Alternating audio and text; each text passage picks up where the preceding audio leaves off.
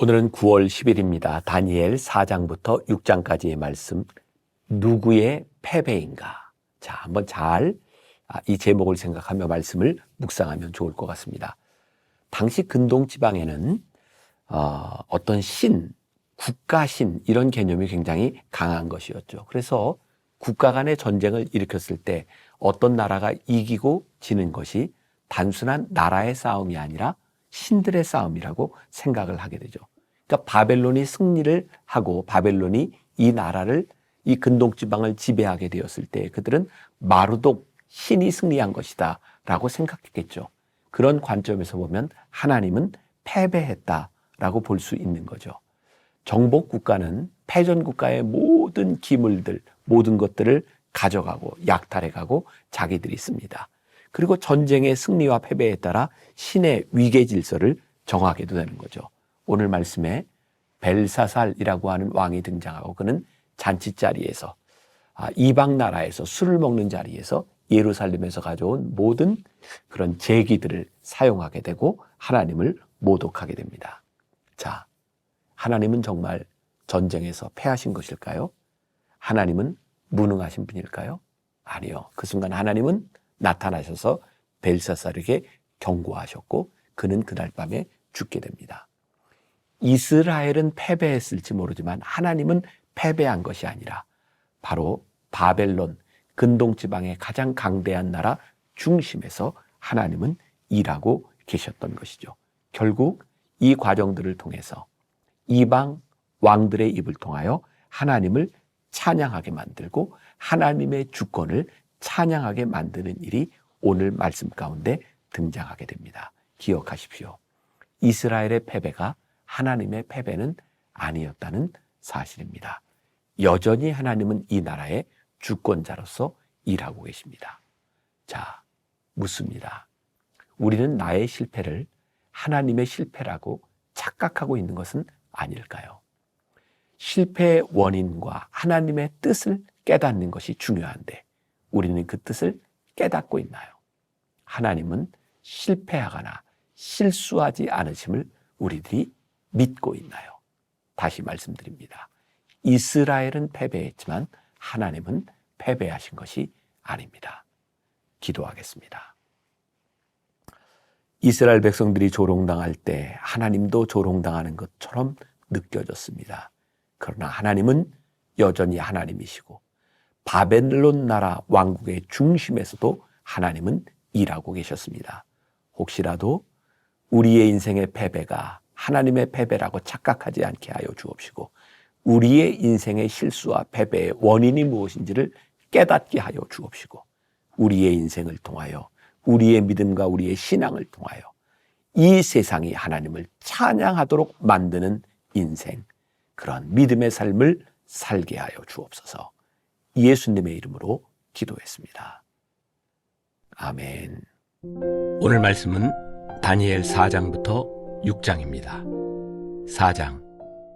느부갓네살 왕은 천하에 거주하는 모든 백성들과 나라들과 각 언어를 말하는 자들에게 조서를 내리노라. 원하노니 너희에게 큰 평강이 있을지어다. 지극히 높으신 하나님이 내게 행하신 이적과 놀라운 일을 내가 알게 하기를 즐겨하노라. 참으로 크도다 그의 이적이요 참으로 능하도다 그의 놀라운 일이요 그의 나라는 영원한 나라요 그의 통치는 대대에 이르리로다. 나 느부갓네살이 내 집에 편히 있으며 내 궁에서 평강할 때에 한 꿈을 꾸고 그로 말미암아 두려워하였으니 곧 내 침상에서 생각하는 것과 머릿속으로 받은 환상으로 말미암아 번민하였었노라. 이러므로 내가 명령을 내려 바벨론의 모든 지혜자들을 내 앞으로 불러다가 그 꿈의 해석을 내게 알게 하라 하였더라. 그때 박수와 술객과 갈대아 술사와 점쟁이가 들어왔으므로 내가 그 꿈을 그들에게 말하였으나 그들이 그 해석을 내게 알려주지 못하였느니라. 그 후에 다니엘이 내 앞에 들어왔으니 그는 내 신의 이름을 따라 벨드사살이라 이름한 자요 그의 안에는 거룩한 신들의 영이 있는 자라. 내가 그에게 꿈을 말하여 이르되 박수장 벨드사살아 내 안에는 거룩한 신들의 영이 있은즉 어떤 은밀한 것이라도 내게는 어려울 것이 없는 줄을 내가 아노니 내 꿈에 본 환상의 해석을 내게 말하라. 내가 침상에서 나의 머릿속으로 받은 환상이 이러하니라. 내가 본즉 땅의 중앙에 한 나무가 있는 것을 보았는데 높이가 높더니 그 나무가 자라서 견고하여지고 그 높이는 하늘에 닿았으니 그 모양이 땅 끝에서도 보이겠고 그 잎사귀는 아름답고 그 열매는 많아서 만민의 먹을 것이 될 만하고 들짐승이 그 그늘에 있으며 공중에 나는 새는 그 가지에 깃들이고 육체를 가진 모든 것이 거기에서 먹을 것을 얻더라.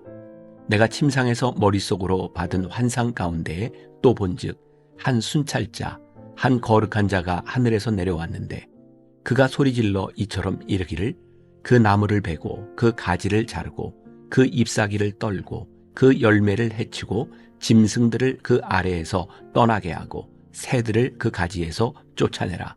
그러나 그 뿌리의 그루터기를 땅에 남겨두고 쇠와 노줄로 동이고 그것을 들풀 가운데에 두어라. 그것이 하늘 이슬에 젖고 땅의 풀 가운데에서 짐승과 더불어 제 몫을 얻으리라. 또 그 마음은 변하여 사람의 마음 같지 아니하고 짐승의 마음을 받아 7대를 지내리라.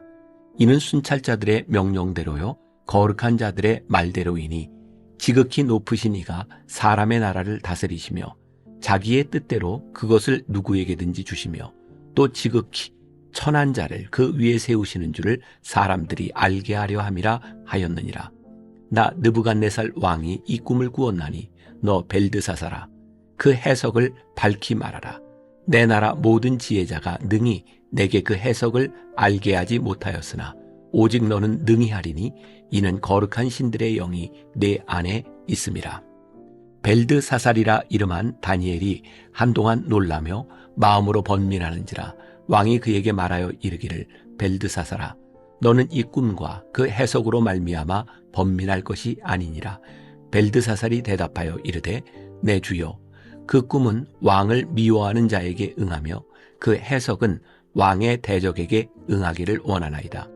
왕께서 보신 그 나무가 자라서 견고하여지고 그 높이는 하늘에 닿았으니 땅 끝에서도 보이겠고 그 잎사귀는 아름답고 그 열매는 많아서 만민의 먹을 것이 될 만하고 들짐승은 그 아래에 살며 공중에 나는 새는 그 가지에 깃들었나이다. 왕이여 이 나무는 곧 왕이시라. 이는 왕이 자라서 견고하여지고 창대하사 하늘에 닿으시며 권세는 땅 끝까지 미치심이니이다. 왕이 보신즉 한 순찰자 한 거룩한 자가 하늘에서 내려와서 이르기를 그 나무를 베어 없애라. 그러나 그 뿌리의 그루터기는 땅에 남겨두고 쇠와 노줄로 동이고 그것을 들풀 가운데에 두라. 이것이 하늘 이슬에 젖고 또 들짐승들과 더불어 제 몫을 얻으며 7대를 지내리라 하였나이다. 왕이여 그 해석은 이러하니이다. 곧 지극히 높으신 이가 명령하신 것이 내 주 왕에게 미칠 것이라. 왕이 사람에게서 쫓겨나서 들짐승과 함께 살며 소처럼 풀을 먹으며 하늘 이슬에 젖을 것이요 이와 같이 7대를 지낼 것이라. 그때에 지극히 높으신 이가 사람의 나라를 다스리시며 자기의 뜻대로 그것을 누구에게든지 주시는 줄을 아시리이다. 또 그들이 그 나무 뿌리에 그루터기를 남겨두라 하였은즉 하나님이 다스리시는 줄을 왕이 깨달은 후에야 왕의 나라가 견고하리이다. 그런즉 왕이여 내가 아뢰는 것을 받으시고 공의를 행함으로 죄를 사하고 가난한 자를 긍휼히 여김으로 죄악을 사하소서. 그리하시면 왕의 편안함이 혹시 장구하리이다 하니라. 이 모든 일이 다 나 느부갓네살 왕에게 임하였느니라. 12달이 지난 후에 내가 바벨론 왕궁 지붕에서 거닐세 나 왕이 말하여 이르되 이 큰 바벨론은 내가 능력과 권세로 건설하여 나의 도성으로 삼고 이것으로 내 위엄의 영광을 나타낸 것이 아니냐 하였더니 이 말이 아직도 나 왕의 입에 있을 때에 하늘에서 소리가 내려 이르되 느부갓네살 왕아 네게 말하노니 나라의 왕위가 네게서 떠났느니라. 내가 사람에게서 쫓겨나서 들짐승과 함께 살면서 소처럼 풀을 먹을 것이요 이와 같이 7대를 지내서 지극히 높으신 이가 사람의 나라를 다스리시며 자기의 뜻대로 그것을 누구에게든지 주시는 줄을 알기까지 이르리라 하더라.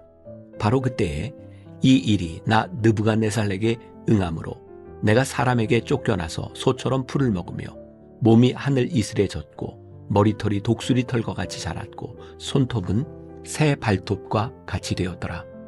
그 기한이 참에 나 느부갓네살이 하늘을 우러러보았더니 내 총명이 다시 내게로 돌아온지라. 이에 내가 지극히 높으신 이에게 감사하며 영생하시는 이를 찬양하고 경배하였나니 그 권세는 영원한 권세요 그 나라는 대대에 이르리로다. 땅의 모든 사람들을 없는 것 같이 여기시며 하늘의 군대에게든지 땅의 사람에게든지 그는 자기 뜻대로 행하시나니 그의 손을 금하든지 혹시 이르기를 내가 무엇을 하느냐고 할 자가 아무도 없도다. 그때에 내 총명이 내게로 돌아왔고 또 내 나라의 영광에 대하여도 내 위엄과 광명이 내게로 돌아왔고 또 나의 모사들과 관원들이 내게 찾아오니 내가 내 나라에서 다시 세움을 받고 또 지극한 위세가 내게 더하였느니라. 그러므로 지금 나 느부갓네살은 하늘의 왕을 찬양하며 칭송하며 경배하노니 그의 일이 다 진실하고 그의 행하심이 의로우심으로 교만하게 행하는 자를 그가 능히 낮추심이라. 5장. 벨사살 왕이 그의 귀족 1000명을 위하여 큰 잔치를 베풀고 그 1000명 앞에서 술을 마시니라. 벨사살이 술을 마실 때에 명하여 그에 붙인 느부갓네살이 예루살렘 성전에서 탈취하여 온 금, 은 그릇을 가져오라고 명령하였으니 이는 왕과 귀족들과 왕후들과 후궁들이 다 그것으로 마시려 함이었더라. 이에 예루살렘 하나님의 전 성소 중에서 탈취하여 온 금그릇을 가져오매 왕이 그 귀족들과 왕후들과 후궁들과 더불어 그것으로 마시더라. 그들이 술을 마시고는 그 금, 은, 구리, 쇠, 나무, 돌로 만든 신들을 찬양하니라. 그때에 사람의 손가락들이 나타나서 왕궁 촛대 맞은편 석회벽에 글자를 쓰는데 왕이 그 글자 쓰는 손가락을 본지라. 이에 왕이 즐기던 얼굴빛이 변하고 그 생각이 번민하여 널쩍다리 마디가 녹는 듯하고 그의 무릎이 서로 부딪힌지라. 왕이 크게 소리질러 술객과 갈대아 술사와 점쟁이를 불러오게 하고 바벨론의 지혜자들에게 말하되 누구를 막론하고 이 글자를 읽고 그 해석을 내게 보이면 자주색 옷을 입히고 금사슬을 그의 목에 걸어주리니 그를 나라의 셋째 통치자로 삼으리라 하니라. 그때 왕의 지혜자가 다 들어왔으나 능히 그 글자를 읽지 못하며 그 해석을 왕께 알려주지 못하는지라. 그러므로 벨사살 왕이 크게 번민하여 그의 얼굴빛이 변하였고 귀족들도 다 놀라니라. 왕비가 왕과 그 귀족들의 말로 말미암아 잔치하는 궁에 들어왔더니 이에 말하여 이르되 왕이여 만수무강하옵소서. 왕의 생각을 번민하게 하지 말며 얼굴빛을 변할 것도 아니니이다. 왕의 나라에 거룩한 신들의 영이 있는 사람이 있으니 곧 왕의 부친 때에 있던 자로서 명철과 총명과 지혜가 신들의 지혜와 같은 자니이다. 왕의 부친 느부갓네살 왕이 그를 세워 박수와 술객과 갈대아 술사와 점쟁이의 어른을 삼으셨으니 왕이 벨드사살이라 이름하는 이 다니엘은 마음이 민첩하고 지식과 총명이 있어 능히 꿈을 해석하며 은밀한 말을 밝히며 의문을 풀 수 있었나이다. 이제 다니엘을 부르소서. 그리하시면 그가 그 해석을 알려드리리이다 하니라. 이에 다니엘이 부름을 받아 왕의 앞에 나오매 왕이 다니엘에게 말하되 내가 나의 부왕이 유다에서 사로잡아온 유다 자손 중에 그 다니엘이냐. 내가 내게 대하여 들은즉 내 안에는 신들의 영이 있으므로 내가 명철과 총명과 비상한 지혜가 있다 하도다. 지금 여러 지혜자와 술객을 내 앞에 불러다가 그들에게 이 글을 읽고 그 해석을 내게 알게 하라 하였으나 그들이 다 그 해석을 내게 보이지 못하였느니라. 내가 내게 대하여 들은즉 너는 해석을 잘하고 의문을 푼다 하도다. 그런즉 이제 내가 이 글을 읽고 그 해석을 내게 알려주면 내게 자주색 옷을 입히고 금사슬을 내 목에 걸어주어 너를 나라의 셋째 통치자로 삼으리라 하니 다니엘이 왕에게 대답하여 이르되 왕의 예물은 왕이 친히 가지시며 왕의 상급은 다른 사람에게 주옵소서. 그럴지라도 내가 왕을 위하여 이 글을 읽으며 그 해석을 아뢰리이다. 왕이여, 지극히 높으신 하나님이 왕에 붙인 느부갓네살에게 나라와 큰 권세와 영광과 위엄을 주셨고 그에게 큰 권세를 주셨으므로 백성들과 나라들과 언어가 다른 모든 사람들이 그의 앞에서 떨며 두려워하였으며 그는 임의로 죽이며 임의로 살리며 임의로 높이며 임의로 낮추었더니 그가 마음이 높아지며 뜻이 완악하여 교만을 행함으로 그의 왕위가 폐함받으며 그의 영광을 빼앗기고 사람 중에서 쫓겨나서 그의 마음이 들짐승의 마음과 같았고 또 들나귀와 함께 살며 또 소처럼 풀을 먹으며 그의 몸이 하늘 이슬에 젖었으며 지극히 높으신 하나님이 사람 나라를 다스리시며 자기의 뜻대로 누구든지 그 자리에 세우시는 줄을 알기에 이르렀나이다. 벨사살이여, 왕은 그의 아들이 되어서 이것을 다 알고도 아직도 마음을 낮추지 아니하고 도리어 자신을 하늘의 주제보다 높이며 그의 성전 그릇을 왕 앞으로 가져다가 왕과 귀족들과 왕후들과 후궁들이 다 그것으로 술을 마시고 왕이 또 보지도 듣지도 알지도 못하는 금, 은, 구리, 쇠와 나무, 돌로 만든 신상들을 찬양하고 도리어 왕의 호흡을 주장하시고 왕의 모든 길을 작정하시는 하나님께는 영광을 돌리지 아니한지라. 이러므로 그의 앞에서 이 손가락이 나와서 이 글을 기록하였나이다. 기록된 글자는 이것이니 곧 메네 메네 데겔 우바르시니라.